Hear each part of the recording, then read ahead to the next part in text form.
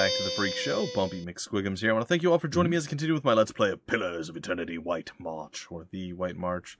You get the idea. Anyway, we did this thing with Verzano last time, and now it's time for us to leave, I guess.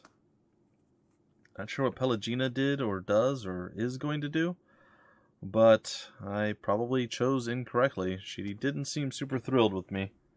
She's like, oh, well, you're a fool. Well, good luck protecting them. But either way, we're going to have to go smack around some of the Dominels. At least I feel like we're going to have to. If that's the case, then so be it. Oh, wait. Pallegina's right there. Hello, my feathered beauty. I don't know. What's with the feathers? It's weird, right? Like, is that normal? Ah, it's done then. Ah, Pallegina looks up with a satisfied expression. Ah, it's done then. Verzano plays with fire and someone else always pays the price for it. Your charity is more than he deserves. Still, at least I don't have to deal with him anymore. For that, I'm grateful. She sighs.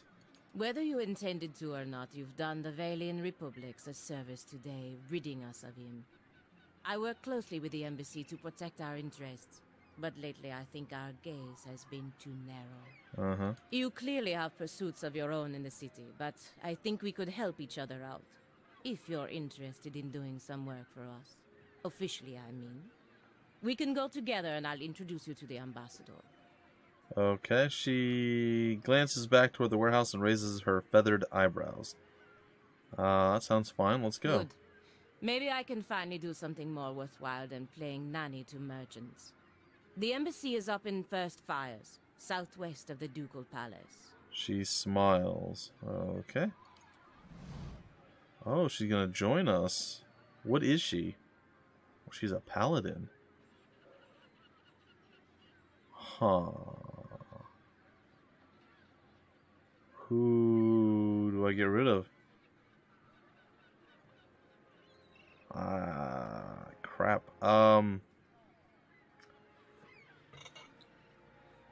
I don't really have room for her. I like the Grieving Mother. I love Sagani.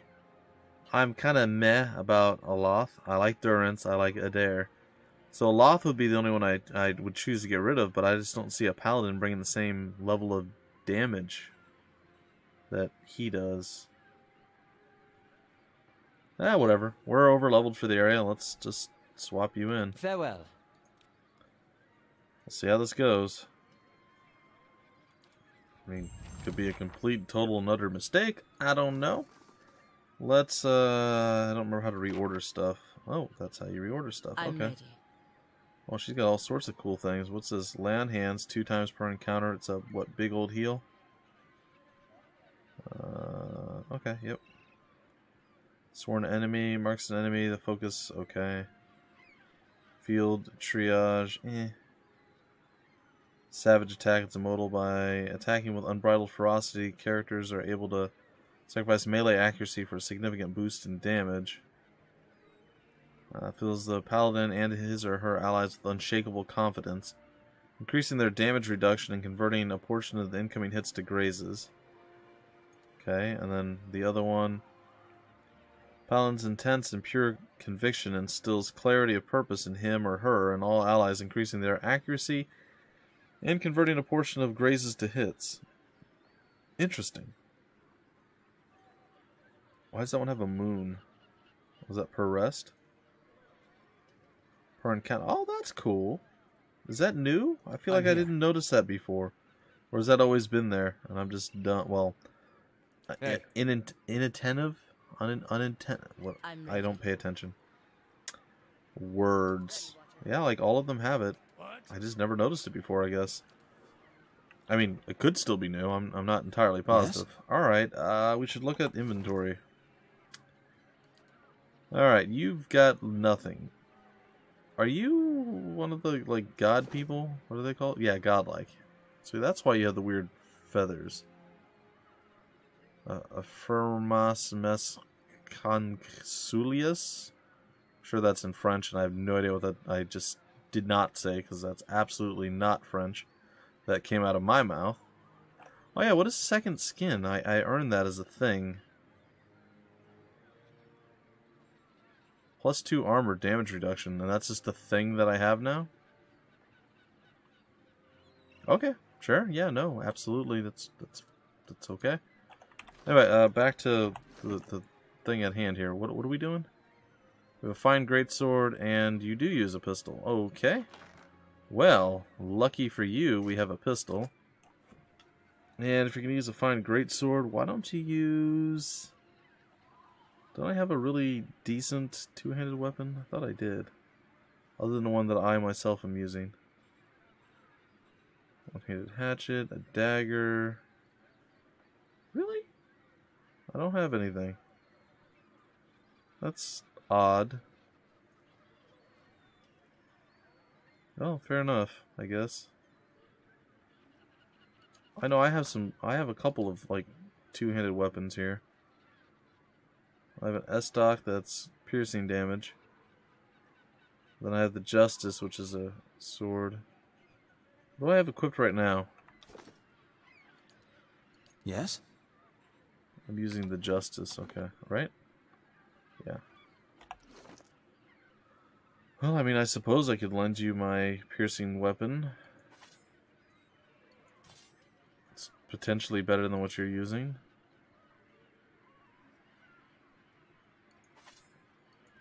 Unless, of course, they're immune to piercing. Oh, that looks so cool.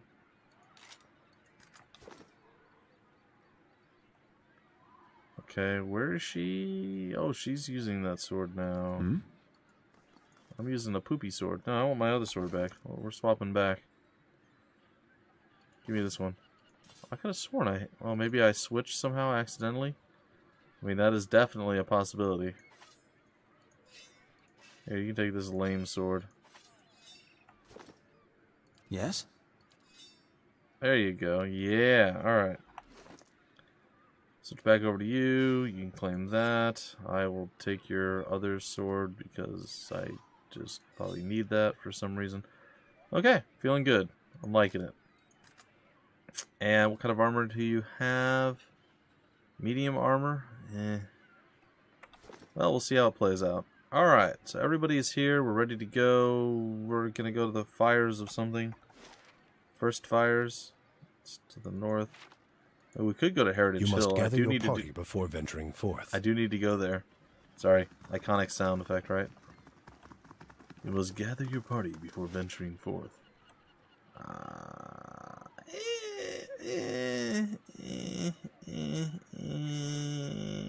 Let's go to the first fires first. We can always go to Heritage Hill afterward. All we have to do is go to some area with the key, I'm guessing, and yeah, something like that. I don't know. We had the key. Yeah, there was an area, I think, like in the west or the southwest that we had to go to. Indeed. I'm sure you told me where we need to go. Oh, the alien embassy's right here. Well, who knew it'd be that close? It's literally right where we're at. Well, we'll head on in and get some stuff handled. The Dominals are definitely not going to be helping me with my little war that I have. Who do I need to talk to? Well,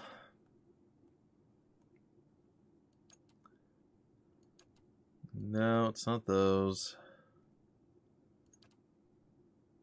Speak to okay, Vincent. There it is. Ambassador Agosti, I would speak with you on a matter of some urgency and great importance. Pallegina smiles broadly when she addresses the ambassador. Maybe she undresses him in a different part of the game, but not right now. Sighing as though remembering some heavy burden, Vincent crosses his arms before replying. Pallegina, if this is the same matter we previously discussed, I doubt I will be convinced any more easily. Quit Stonewall and pay attention for once. I kind of want to say that. I'm going to remain silent. You know what? I'm going to ask her to hear her out. He turns his attention back to Pallegina with a soft laugh and a backhanded wave in your direction. This is your new advocate? You really need to keep better company, Pallegina. Ambassador, I implore you to take a step back and look at this again. Ambassador Agosti holds up a hand and cuts Pallegina off in a strident tone. Enough. We're not going over Defiance Bay's Animancers again. The Duke's Bells desire... The Duke's Bells? Okay, desires have not changed since the last time we spoke. And if you haven't heard, word of your insubordination has already found the ears of the Duchess of Biagepi and the Duke of Salona. There are murmurs that you cannot be trusted to fulfill your duties. Must this talk reach the shores of Sparento? Pallegina's aggressive demeanor drains to the state of shock and worry, but she remains silent. If it makes any difference, Ambassador, I'm already looking into the matters Pallegina spoke of. What kind of spineless do-nothing are you? If you and the Dukes aren't going to take her seriously, then shove off. Well, it doesn't, but it would be fortuitous if your investigation took you to Twin Elms, because that's where Pallegina needs to go. What is it the Dukes need of me, Ambassador? Pallegina recovers her determined demeanor.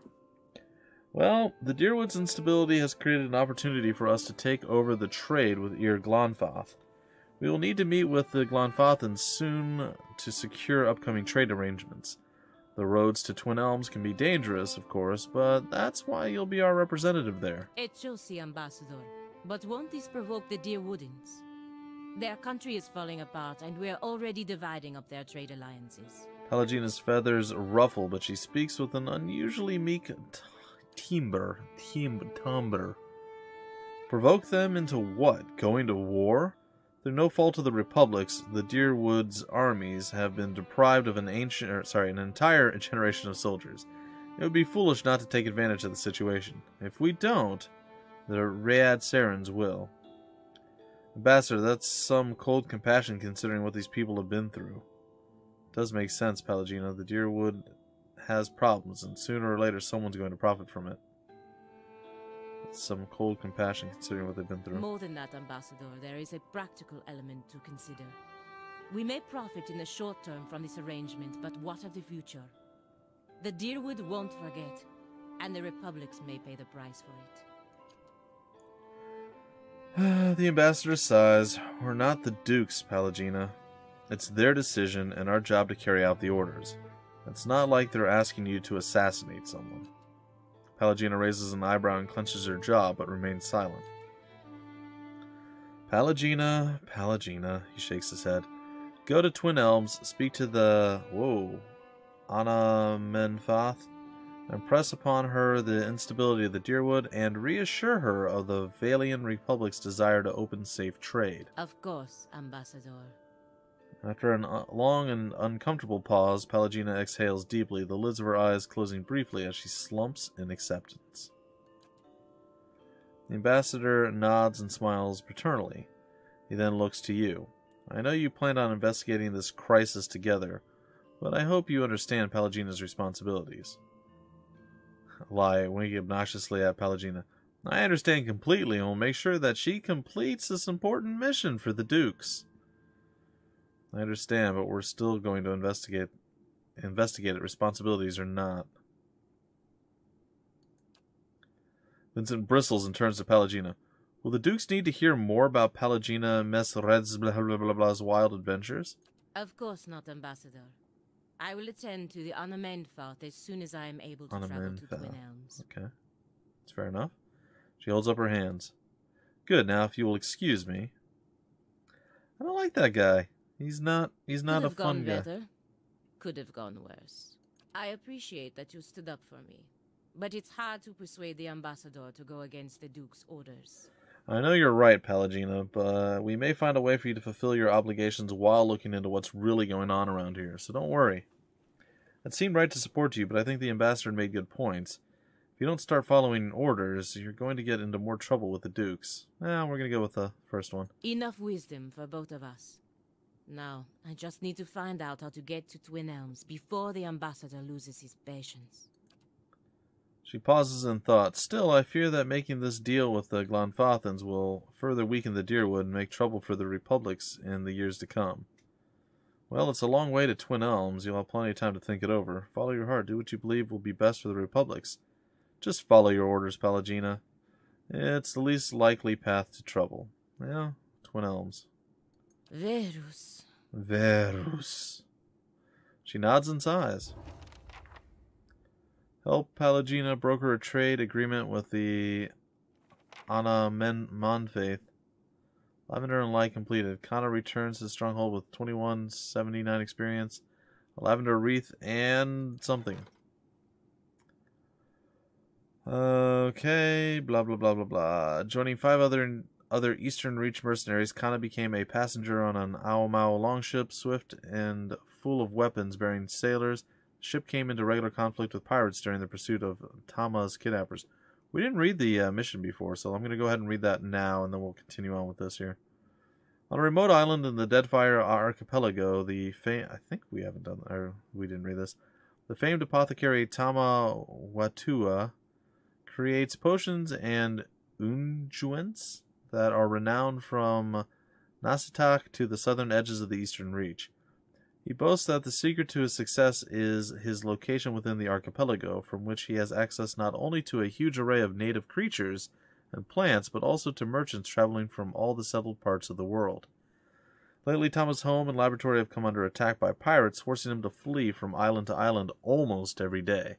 The apothecary's clients and Tama's many children have pled with the pirates to stop their pursuit.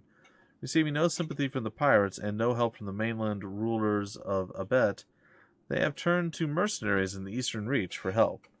Joining 5 other mercenaries, okay. Eventually, Kana and the crew spotted the Valian caravel holding Tama and were able to overtake it before it reached open water. With grapples and a fair share of acrobatics, the mercenaries and Aomawa soldiers boarded the caravel with Kana in tow. The battle on the ship's deck was so thick with pistol fire that smoke made it difficult to tell friend from foe. In the confusing melee, Kana came face to face with the pirate captain. In the subsequent scuffle, the longship collided with the caravel, sending it lurching. The captain slid down a length of the deck and was knocked overboard by a poorly secured cannon. With their leader sinking beneath the waves, the remaining pirates quickly surrendered, or dove into the water in an attempt to escape to a nearby island. Upon Tama's return, his friends and family held a huge feast to honor him, Kana and everyone else who helped save him. Okay. So some experience, a major item, and 2 average items. And one of the items is the lavender wreath. Its head, it's soothing and irritating. Yeah, sounds about right. Immunity to sickened. The sickened character has all attributes reduced to 1. Oh. And irritating. Character's hitting self. What? That's weird. Yeah, no thanks. Yeah, I'm good. I don't want the lavender wreath. Okay, well that was the thing that happened. Good for us, I guess. Yes? Okay, I don't know how to go to the twin whatevers yet, but we're going to go to Andra's Gift, I think? No, we did Andra's Gift. We're going to go to the Heritage Hill, I think. And we're going to do that. So we have a few things that we still need to do, run around and whatnot, but that's fine. We can make it happen. Okay, to the Hill of Heritage. And like I said, I believe there's one place that we were unable to unlock. And once we do that, we should be able to finish up Heritage Hill, maybe? There's just layers upon layers upon layers of things that we have to get done. I shall. Find the tower, enter the tower in Heritage Hill. I'm assuming it's still to the west. In fact, I think this is it. Yep, that's it. Alright, well, we'll finally get to see what Pallegina brings to the table here real soon.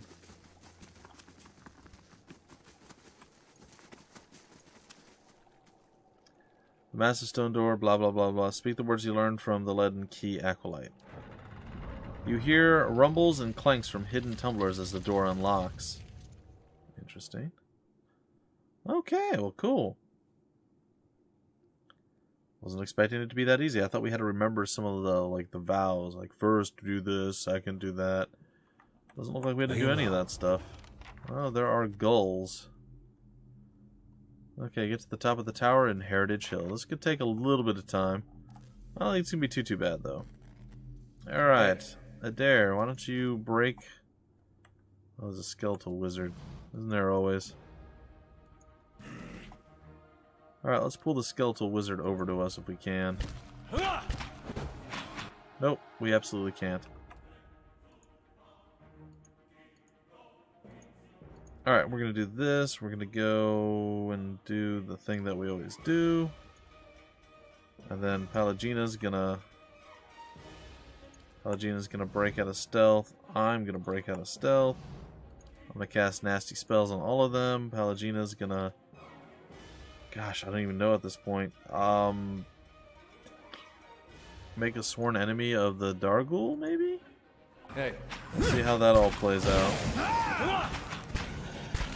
Okay, I mean, it looks like we're just absolutely annihilating everything. So I am okay with this. Looks like it's working quite well.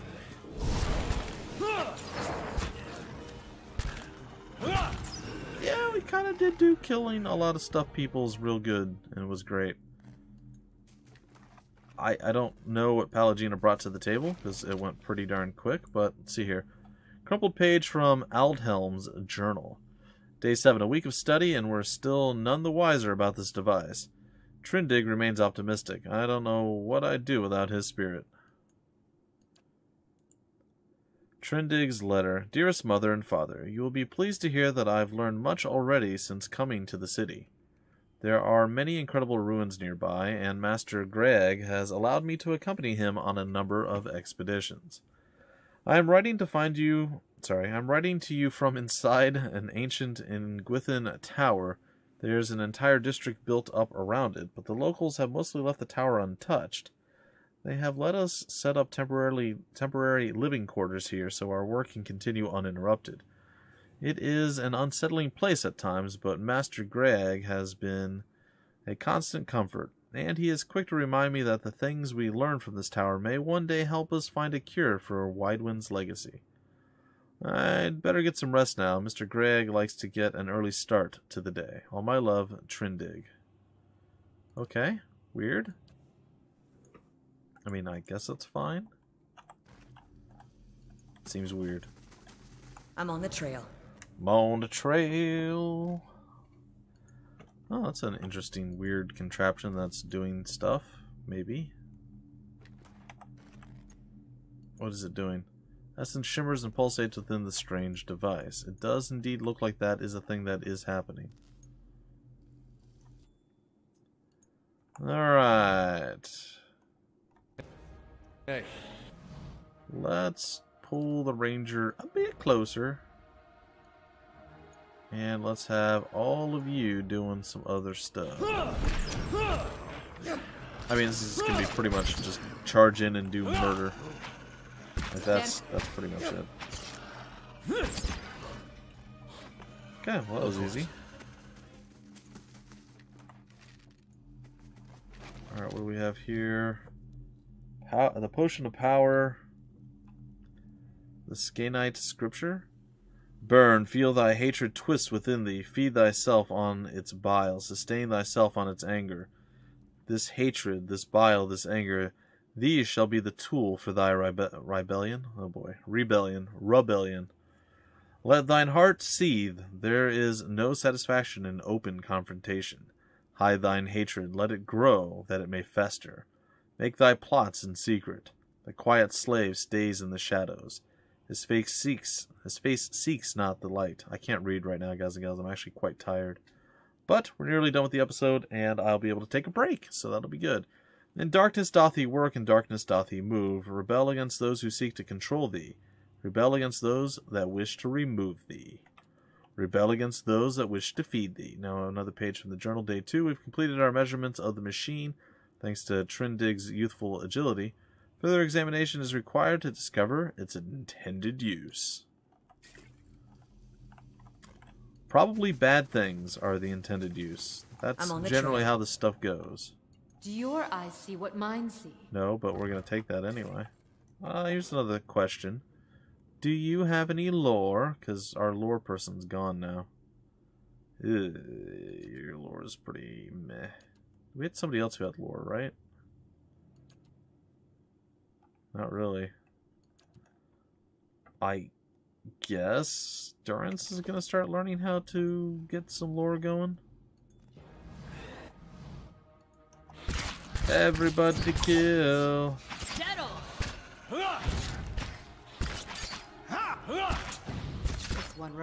Don't do it, man. Don't do it, Itumok. That's right, you live, Itumak. Itumak almost went down from all the disengaging attempts there. It was a bit underwhelming, to say the least. Indeed. Alright, anything else? Oh, not really. Okay, well, I guess we'll head over here to the stairs, and I think before we go up, I'm going to probably break it all off. I hope you guys enjoyed. I'm still having a blast with the game. Like I said, I'm going to take a little bit of a break, and I'll come back and do some more recordings a little bit later. And I'm hoping, like I said, by the end of this week to have, well, a really, really good majority of the game done, if not the entire game done. And yeah, we'll move on to next week and, well, the release of Pillars of Eternity 2. I want to thank you guys all for joining me on this adventure. Like I said, this is always something I wanted to finish. Never got a chance to, and I kind of played myself into a corner before. I'm really glad to have come back to it and had a decent reception. I mean, a lot of people have actually watched this. More than it originally looked like it was going to, so I'm definitely appreciative of that. And I look forward to continuing my adventure with you, and you guys can see what a noob looks like when he's still playing, even after all this time. Because I haven't actually studied up on anything that I'm doing, so we'll figure it out as we go. Anyway, folks, until the very next episode, my name's Bumpy McSquigums. Thank you so much for stopping by the Freak Show, and I will see you later.